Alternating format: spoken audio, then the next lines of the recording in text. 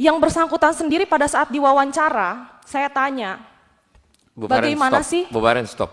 Karena ini udah meluapkan kebencian, ini nggak baik, ini nggak boleh. Ini nggak bisa. Ini bukan faktual dari cerita apa yang terjadi. Ini hanya kebencian, nggak boleh ini. Masa menuduh si ini nggak benar, si ini nggak benar, si itu nggak benar. Pertanyaan saya akan tanya ibu apakah benar? Belum tentu loh. Dengan Ibda Feren, beliau yang menyampaikan. Ada orangnya, Bu? Ada, nah, Bapak. Pak, silakan Pak dikonfirmasi ini. Mana? Orangnya yang mana, Bu? Ada, dengan Polwan. Biar mumpung iya. ketemu, disampaikan aja, Bu. Karena mohon maaf. Nanti dulu, Bu. Ngomong kalau di perintah ngomong baru ngomong. Kita dulu nanya orangnya ada. Ya, Bapak. Ya, Ketua ya. Iya, silakan. Langsung dikonfirmasi dengan siapa ini namanya, Bu? Mohon izin pimpinan sidang, kami Ya. dari Bak Psikologi Polda Jawa Barat izin menyampaikan Nama? Ibda Feren Azahra Putri SPSI. Oke. Izin pada saat itu kami yang ditugaskan untuk memeriksa Valiano Boni Rafael. Kami yang melakukan wawancaranya dan kami yang melakukan tes psikologinya. Betul kami menyebutkan bahwa yang bersangkutan itu NPD.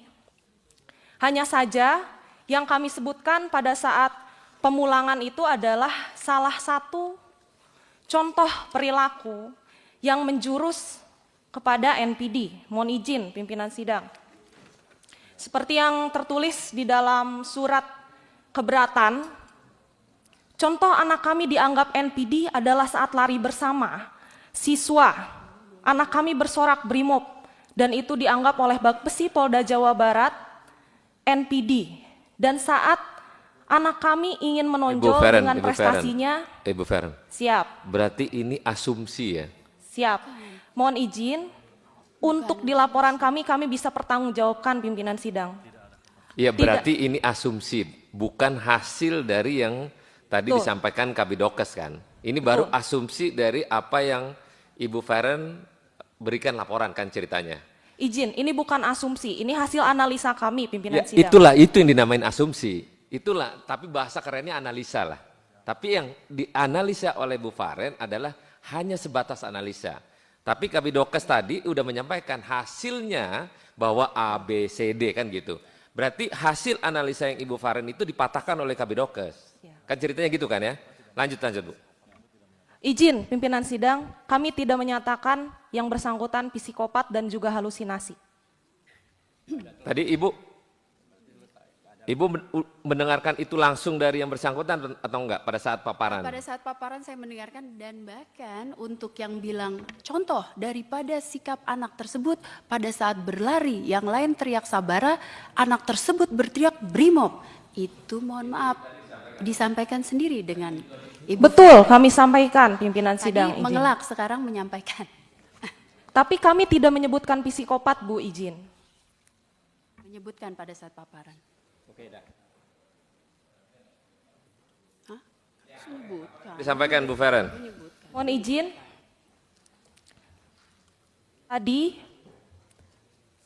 pada saat berlari bersorak brimob merupakan salah satu kriteria perilaku untuk memenuhi diagnosa NPD. Begitu. Jadi bukan satu-satunya acuan yang bisa menyebutkan itu NPD. Begitu pimpinan sidang izin. Ya. Izin kami sebutkan ada 3 kriteria NPD dari hasil wawancara kami yang masuk dari 9. Yang pertama yaitu merasa memiliki hak lebih.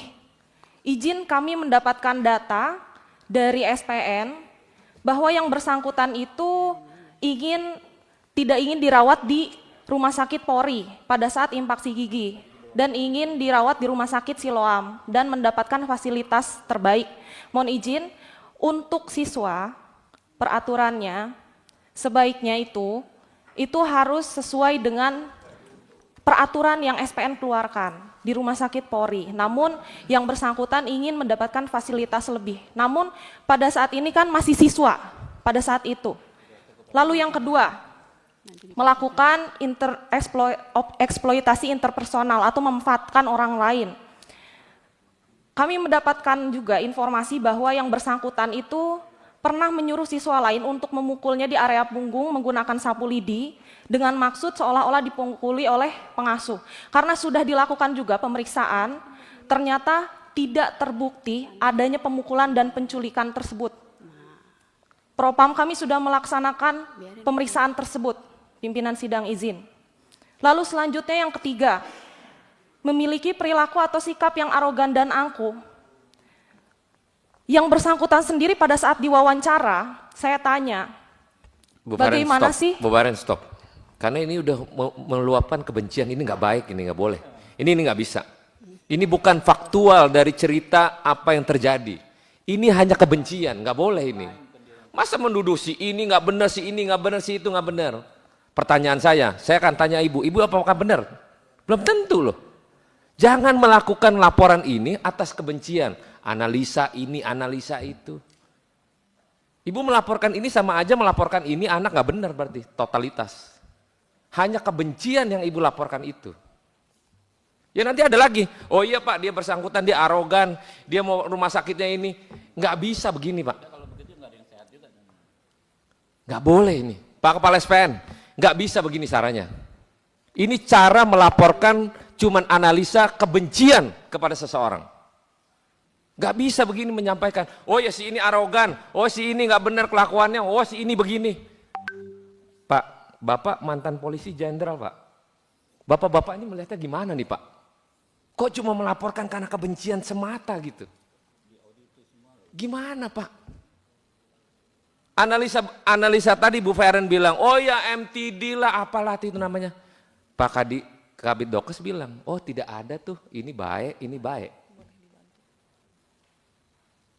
Pak, evaluasi Pak. Rusak SPN kalau kayak gini. Seseorang, ini bisa terjadi kepada orang lain. Bapak bikin laporan aja kalau nggak suka sama dia, udah bikin ini nggak benar, analisanya begini. Pak, rusak Pak. Saya mau minta tanggapan mantan jenderal Pak. Bapak. Enggak mau Pak? Pak ini mantan jenderal. Sayang Pak.